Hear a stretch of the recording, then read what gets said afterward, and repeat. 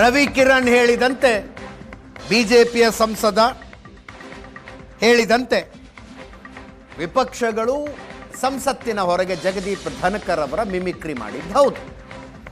ಈಗ ರಾಜೀನಾಮೆ ಕೊಟ್ಟಿದ್ದಾರೆ, ಅವರಿಗೆ ಅಗೌರವ ಆಯಿತು ಅಂತ ಮಾತಾಡ್ತಿದ್ದಾರೆ. ಇರಲಿ, ಅವರ ಜಾಗಕ್ಕೆ ಉಪರಾಷ್ಟ್ರಪತಿ ಯಾರಾಗ್ತಾರೆ? ಈಗ ಶುರುವಾಗಿರುವ ಇಂಟ್ರೆಸ್ಟಿಂಗ್ ಚರ್ಚೆ ಅದು.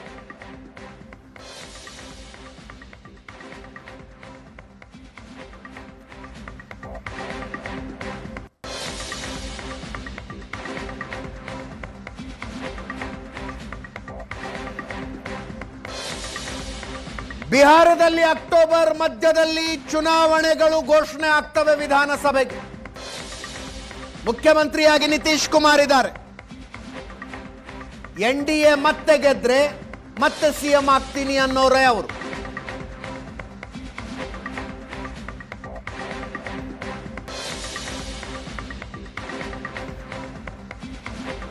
ಕಳೆದ ವಿಧಾನಸಭಾ ಚುನಾವಣೆಯಲ್ಲಿ ನಂದು ಇದೇ ಲಾಸ್ಟ್ ಎಲೆಕ್ಷನ್ ಅಂದಿದ್ರು. ಬಟ್ ರಾಜಕಾರಣಿಗಳು ಹೇಳ್ದಂಗೆ ನಡ್ಕೊಳ್ತಾರೆ ಅನ್ನೋದಕ್ಕೆ ಬರೋದಿಲ್ಲ. ಹೀಗಿರುವಾಗ ನಿತೀಶ್ ಕುಮಾರನ್ನ ಕರ್ಕೊಂಡು ಬಂದು ಉಪರಾಷ್ಟ್ರಪತಿಯನ್ನಾಗಿ ಮಾಡಲಾಗತ್ತೆ. ವಿಧಾನಸಭಾ ಚುನಾವಣೆಯಲ್ಲಿ ಒಂದು ವೇಳೆ NDA ಅಧಿಕಾರಕ್ಕೆ ಬಂದ್ರೆ ಬಿಜೆಪಿಯವರು ಸಿಎಂ ಆಗಲಿ ಅಂತ ವಾದ ಮಂಡನೆ ಮಾಡಲಾಗುತ್ತೆ ಅಂತ ಒಂದು ಚರ್ಚೆ. ಸೊ ನಿತೀಶ್ ಕುಮಾರ್ ಅವರು ಉಪರಾಷ್ಟ್ರಪತಿ ಆಗಬಹುದಾ?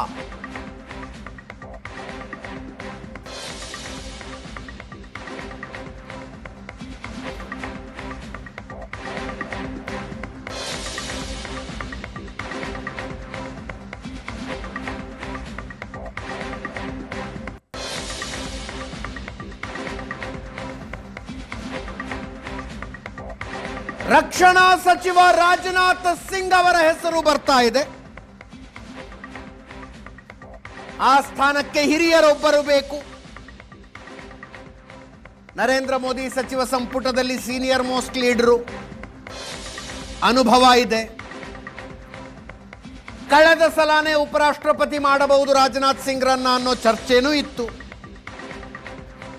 ಕೊನೆ ಗಳಿಗೆಯಲ್ಲಿ ಜಗದೀಪ್ ಧನಕರ್ ಉಪರಾಷ್ಟ್ರಪತಿ ಆದರು. ಈಗ ರಾಜನಾಥ್ ಸಿಂಗ್ ಬರ್ತಾರ, ಅದು ಒಂದು ಚರ್ಚೆ. ಇನ್ನು ರಾಜ್ಯಸಭೆ ಉಪಸಭಾಪತಿಯಾಗಿರುವ ಹರಿವಂಶ ನಾರಾಯಣ ಸಿಂಗ್ JDUದಿಂದ ರಾಜ್ಯಸಭೆಗೆ ಆಯ್ಕೆಯಾಗಿ ಬಂದಿದ್ದಾರೆ. ನಿತೀಶ್ ಕುಮಾರ್ ಜೊತೆ ಅಂಥ ಆತ್ಮೀಯತೆ ಏನಿಲ್ಲ. ನರೇಂದ್ರ ಮೋದಿ ಅವರ ಜೊತೆಗಿನ ಆತ್ಮೀಯತೆಗೆ ಗುರುತಿಸಿಕೊಂಡಿದ್ದಾರೆ. ಹರಿವಂಶ್ ನಾರಾಯಣ ಸಿಂಗ್. ಇಂಟ್ರೆಸ್ಟಿಂಗ್ ಹೆಸರು ಶಶಿ ತರೂರ್ ಅವ್ರದ್ದು ಕೇಳಿ ಬರ್ತಾ ಇದೆ. ಆಪರೇಷನ್ ಸಿಂಧೂರದ ನಂತರ ಹೆಚ್ಚು ಕಡಿಮೆ ಔಟ್ರೈಟ್ ಆಗಿ ಕೇಂದ್ರ ಸರ್ಕಾರದ ಬೆಂಬಲಕ್ಕೆ ನಿಂತಿದ್ದಾರೆ. ಕಾಂಗ್ರೆಸ್ನಿಂದ ಅಂತರ ಕಾಯ್ದುಕೊಂಡಿದ್ದಾರೆ.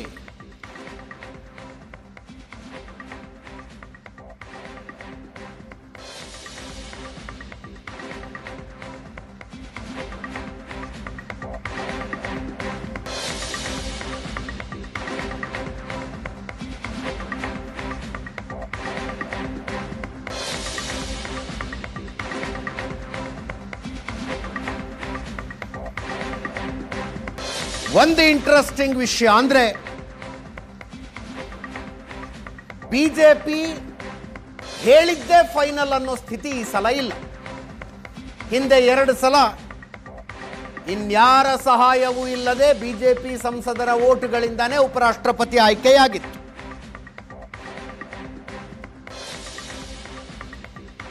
ಈ ಸಲ ಮಿತ್ರ ಪಕ್ಷಗಳ ಬೇಕು.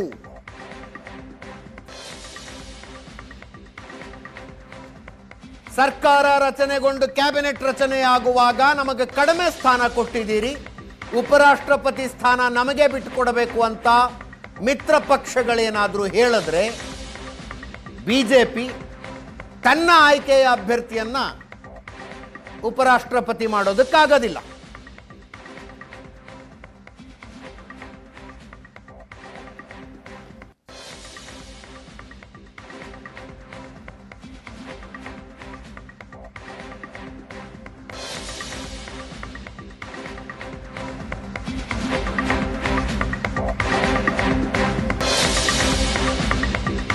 ಚಂದ್ರಬಾಬು ನಾಯ್ಡು ಅವರ ತೆಲುಗು ದೇಶಂ ಪಕ್ಷ ಮತ್ತು ನಿತೀಶ್ ಕುಮಾರರ ಜನತಾದಳ ಯುನೈಟೆಡ್ಗೆ ಸಚಿವ ಸಂಪುಟದಲ್ಲಿ ಕಡಿಮೆ ಸ್ಥಾನ ಕೊಟ್ಟಿದ್ದಾರೆ. ಈಗ ಉಪರಾಷ್ಟ್ರಪತಿ ಹುದ್ದೆ ನಮಗೆ ಬೇಕು ಅಂತ ಅವರು ಕೇಳಿದ್ರೆ ಬೇಡ ಅನ್ನೋ ಸ್ಥಿತಿಲಿ ಬಿಜೆಪಿ ಇಲ್ಲ.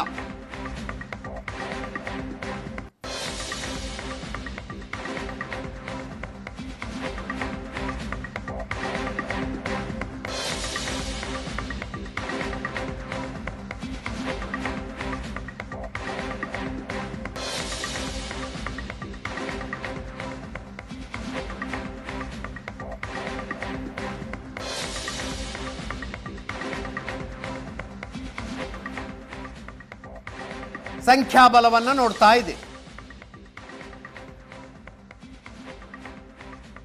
ಎನ್ಡಿಎಗೆ ಸಂಖ್ಯಾಬಲ ಇದೆ, ಬಿಜೆಪಿ ಅಲೋನ್ ಇಲ್ಲ.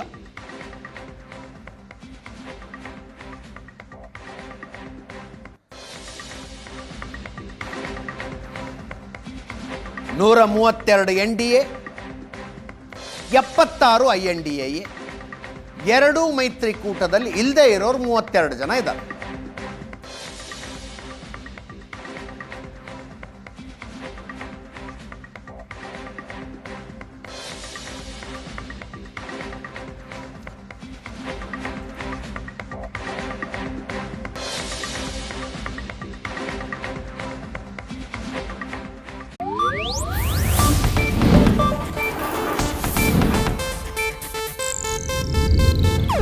ಇದು ಏಷ್ಯಾನೆಟ್ ನ್ಯೂಸ್ ನೆಟ್ವರ್ಕ್ ಪ್ರಸ್ತುತಿ.